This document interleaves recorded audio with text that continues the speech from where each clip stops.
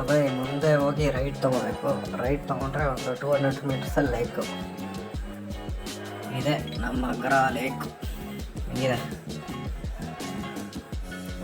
ಅಲ್ಲಿ ಯಾರೋ ಇಬ್ಬರು ಕೂತಿದ್ದಾರೆ. So view point ನೋಡೋಕ್ಕಾಗೋದಿಲ್ಲ.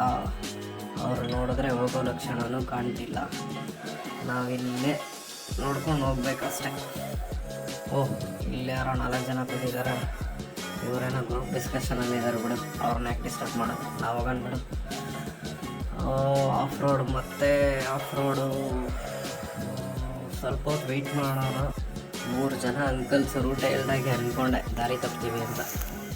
ಟ್ರೈನ್ ಬರ್ತಿದೆ ನೋಡಲ್ಲಿ, ಸ್ವಲ್ಪ ಹೊತ್ತು ವೆಯ್ಟ್ ಮಾಡೋಣ ಇರೋ ಇಲ್ಲೇ.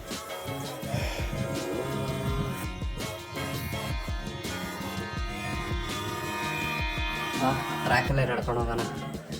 ದಾರಿ ಮುಂದೆ ಸಿಗ್ಬೋದೇನೋ, ನೋಡೋಣ ಬಾ. ಓ, ಟ್ರೈನ್ ಬರ್ತಿದೆ, ಬಾ ಬಾ ಬಾ, ಸೈಡ್ ಬಾ ಬಾ ಬಾ ಬಾ.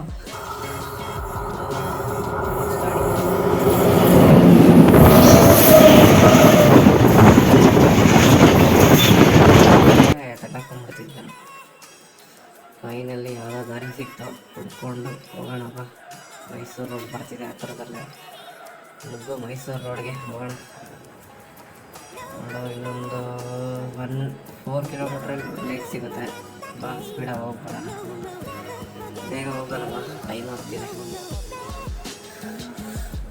ಸ್ಪೀಡ್ ಮಾಡಿ ಹೋಗೋಣ.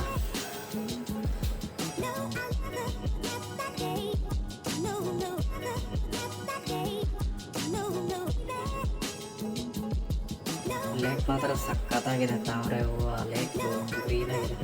ಹಾವುಗಳು ಜಾಸ್ತಿ ಇರುತ್ತೆ, ಹುಷಾರಾಗಿರ್ಬೇಕಷ್ಟೇ ಇಲ್ಲಿ.